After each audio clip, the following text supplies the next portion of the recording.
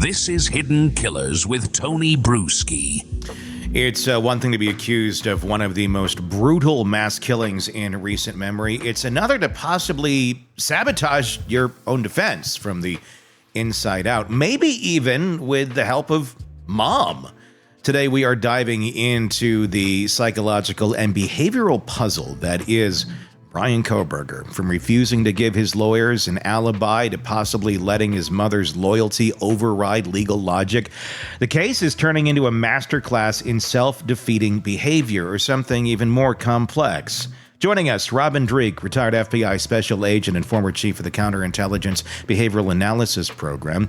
The guy who's, written many books on these sort of topics, on behavior, how to decode human behavior and motives. Robin, from a behavioral analyst standpoint, when you see a defendant refusing to cooperate with their own defense team, at least that's maybe the assumption off the record. It's no officially thing that there's no official reports that he is, but under the influence maybe of a loved one, as we've heard from reporting of Howard Blum.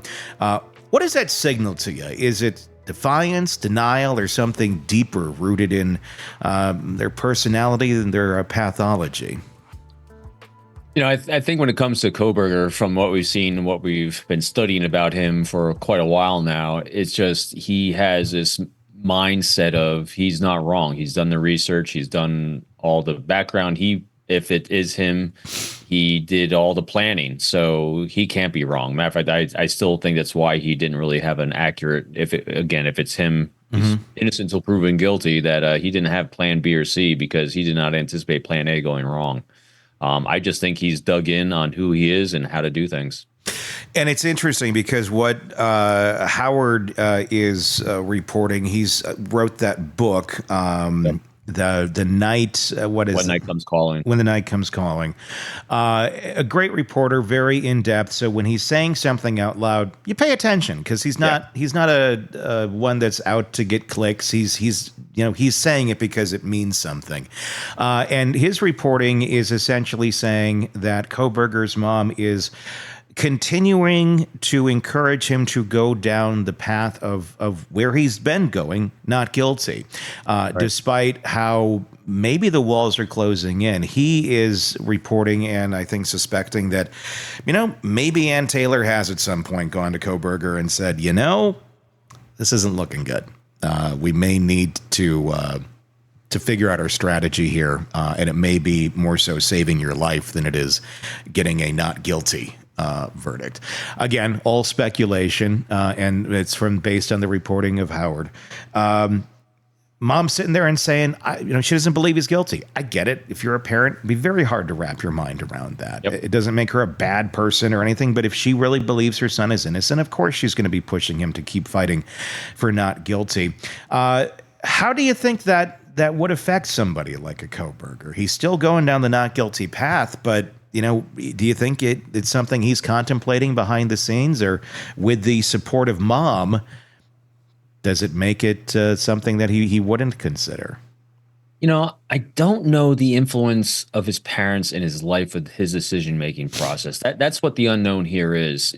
Her behavior makes complete sense. I actually looked up the stats on this because I was curious about this. And it's around 30 to 60% of parents of juvenile offenders, and he was obviously older than a juvenile, but he's in that bracket potentially. So 30 to 60% of parents offenders show denial or minimization of their kids' involvement in delinquent acts, and it's just on delinquent acts, not even in murderous acts. So that's a high number. And then even from the 2019 Journal of Family Psychology found that roughly 40% of parents with juvenile detention downplayed or rejected a child's responsibility for that. So it's not incongruent with what parents, especially if your son's being potentially put on death row, would do. But again, it goes back towards, I'm always thinking of what's he saying, like with Ann Taylor, and then is he because remember, if he's not taking input and data from her or shifting his mindset, what's the likelihood he's going to take it from his parents as well? That don't know, because don't you just get the sense? I mean, I get the sense that he's probably sharing more of what actually happened with Ann Taylor than he probably would be with mother and dad. Maybe. I don't know. Well, I mean, he can only share so much with Ann, too. He can't be like, I killed him. and now we need to find a story for this. I mean, if he did I also that, don't think, and I also remember we said this before too, talking about not, being resistant to her, giving her an alibi or something. I don't think he had one planned. No. Because he wasn't planning on failure. Is that surprising though? I mean, if you're this, he thinks he's so smart about this. Even if you are, even if you're smart at something and you can put together the pieces of this and execute it pretty well, why wouldn't you at the very least have some sort of backup plan or something in case the police come calling or you get questioned? I really don't. From everything I'm not basing on mine off of thinking he didn't. From what we're seeing, from what we know, from the evidence we have, and how thorough he was. I mean, I've never seen a case that was so thorough. Yeah. With everything he had done, with the exception of the touch DNA on the knife sheath. I mean, he makes one very, very small boo-boo. Now, granted, they left the knife sheath behind. That's the boo-boo. Yeah. But the just the touch DNA. But again, no blood splatter, nothing in the vehicle, nothing anywhere. But there's zero evidence that he actually did something with the foresight of possibly getting caught. In other words, he did not like the simple thing of going out at night.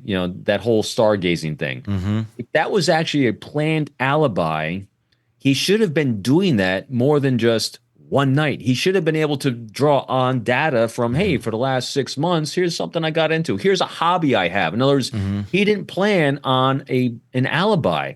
He doesn't have friends or contacts much, so he couldn't really use that. So he's going to have to use events, times, and places as an alibi, and he didn't plan for it. So when you don't plan for something, in my mind, it says that you were not planning on failing. He also didn't plan for some obvious things, like the cell phone data showing where he's at, and driving around the house on a lot of occasions. Is that just inexperience? Yes. That okay? Yeah, I still think it's he studied well for a as I've said before, he studied well for a high school final exam in how to commit a serial murder killing. Based on data that I think was outdated. Yes, the problem is he's actually taken an exam at the PhD level. Yeah. His professors were PhDs in this because they actually had life reps and maturity and experience and wisdom from academic side as well as experience side. And so they were examining him as a PhD candidate, not as a high schooler. That's my analogy I keep going in my head. So he thought he was going to ace this high school test on how to commit a murder. Problem was his instructors had PhDs. Yeah. I just from the report that he did, I read through it the other day on the camera. I mean, it was boring as hell, but it's not supposed to be exciting. But it felt outdated as well. Like to some of the methodology in there was like, I mean, this seems like this, would have been applicable in the 90s or early 2000s. It didn't really touch on newer technology or things to consider or what to exactly that, what to consider when investigating or if you're planning the crime. There was a lot of pieces that were not in there. So it seems like he would have done really good at this had it been 10 years earlier or 15 years earlier. But there wasn't a lot of consideration for, I guess, more current ways that crimes can be solved. It'd be really interesting in the case if it comes out, and also its absence of it will also be indicative, I think, as well. So he's known to be a PhD student. It would really be interesting if we find out what he studied, what cases he studied, because if what you would expect to see from someone who's trying to pull off the perfect crime, I want to see podcasts he listens to on true crime like ours, or anything, or like what are current cases that are like, was he following Delphi? Was he following Alec Murdaugh case? Was he following Lori Daybell Vallow and those nutters? I mean, so there's a lot of cases, not just those ones that we covered, but there's a lot of cases that are within the last year of him doing this that I would have covered, that I would have been focusing on, to look at how law enforcement does what they do, and even the Rex Heuermann case. From the differences between when he started, in the Long Island murders to where law enforcement investigations are now. What has changed over a period of time? I haven't seen any data, and maybe we'll see an investigation, I mean, in the prosecution and the case about what he studied in the original cases to what's different now in investigative strategies, tools, techniques, and forensics. One thing or one person that we know he did study, and there are some similarities, BTK. Yep. He studied under Catherine Ramsland. Yep. Who, wrote the big book on BTK, had all those interviews with him. She's been on the show, but she can't talk about Kohberger. So there was some of that. I mean, there was, and if you look at... How old's BTK? The case, well, I mean, he was arrested about 15, 20 years ago, roughly. But there's always been kind of ongoing things with the case. Like last year, we were talking early on about somebody went to the Park City house and they dug it up. The house is gone, but they dug up where his shed was. And that sheriff in Oklahoma claims he found, bras or something, right? Or like panty. I think he's playing with them on camera with Ashley on it's on News Nation. It's like, what are you doing? So there always was still kind of lingering out there. It still is kind of lingering out there. But what BTK did was he screwed with the public and he screwed with the police for a long period of time by putting ads out there in the newspaper, the Wichita Eagle. And that's eventually what got him caught. He was so stupid. He said, "Can you track me from a floppy disk?" And of course they said no. But yes, of course you can see where that disk came from if you look at the metadata. So then that's how he ended up getting busted. Kohberger, I mean, if that Papa Roger is him, which I would be shocked to death if it is not, considering just how similar he looks to that character, and that screenshot, that image, and the inside knowledge that he has. I don't know how that could not possibly be him. So that would be a lot of evidence kind of mimicking BTK in a sort of way. And it just kind of depends what else you look at here. That image, the headshot that he took in the bathroom. Yeah. That also has a lot of weird tentacles to it that seem to point at others that maybe he looked up to, that maybe he had some sort of affinity to.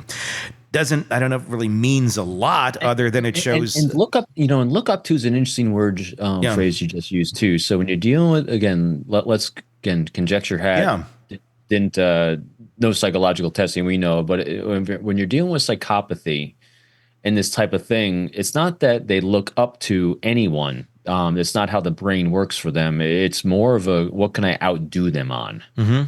Because they don't idolize anyone because they see themselves as the best. They see themselves as the most grandiose, that has the greatest skill set. So they're going to take the behaviors of people that have been successful and incorporate them and see if they can improve upon them.